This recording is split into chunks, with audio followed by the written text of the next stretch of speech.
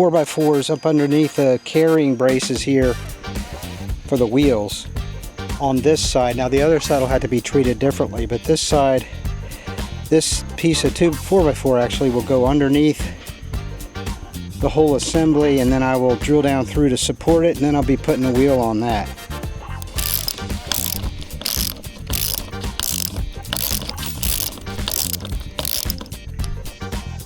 So there's your first wheel,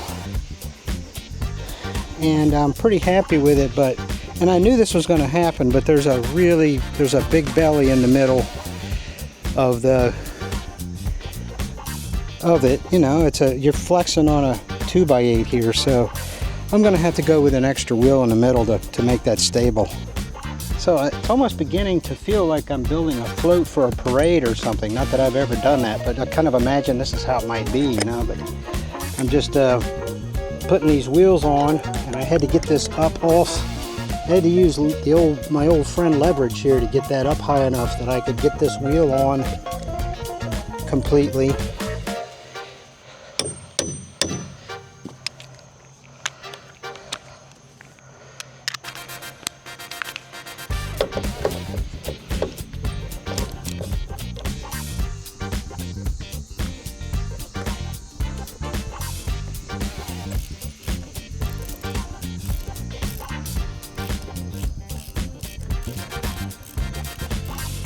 Well, as chance would have it, I ended up out here in the later part of the day, which is the warmest part of the day because I had to run for more materials.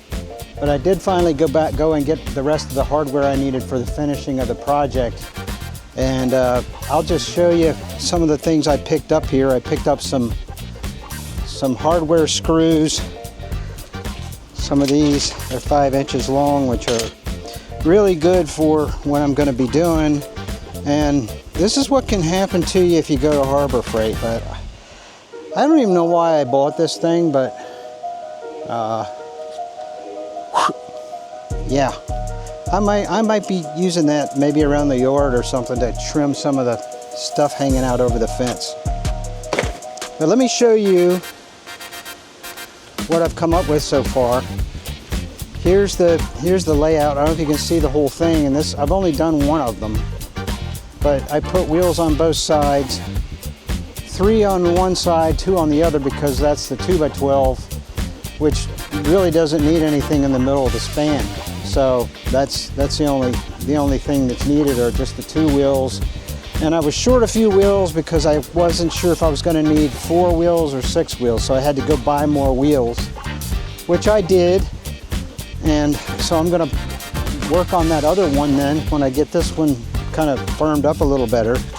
But this is my Martian Land Rover here.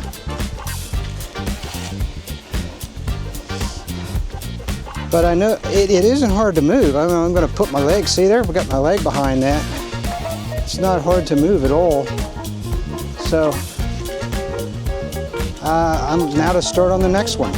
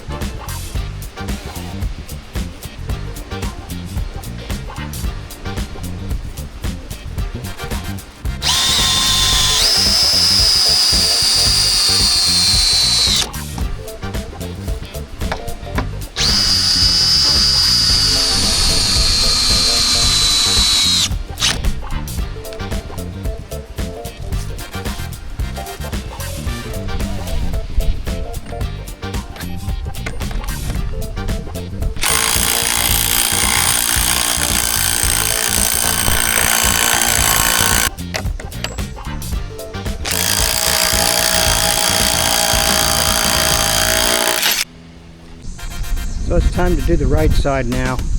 Jump on that.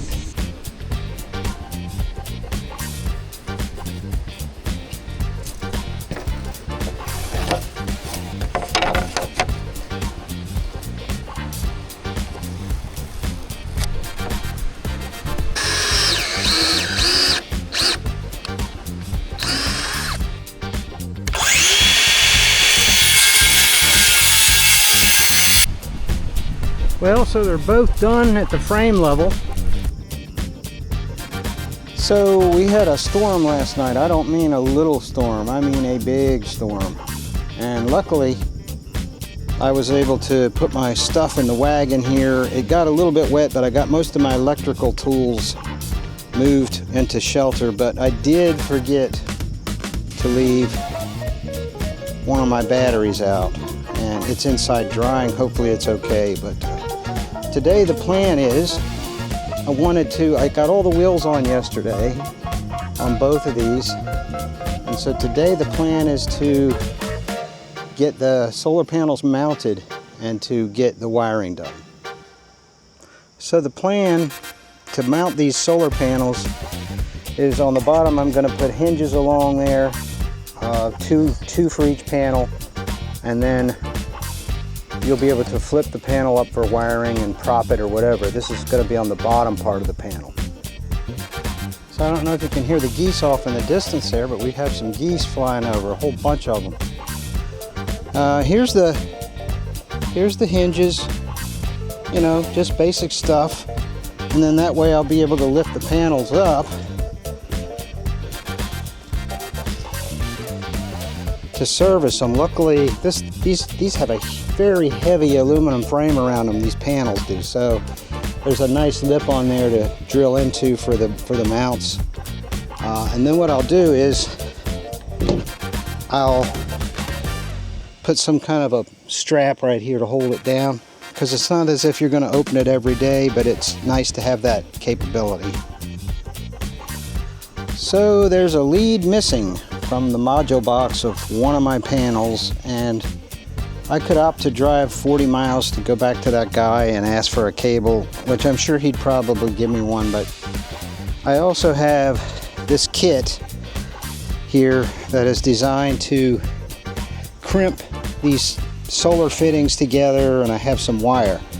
So I'm gonna try this, and if it doesn't work, I might still have to call this guy. So the cavity looks pretty good from what I can tell, but it looks like the thread, this had a thread on it and it broke. And the probe is actually still, it looks like the probe is still in there, I believe.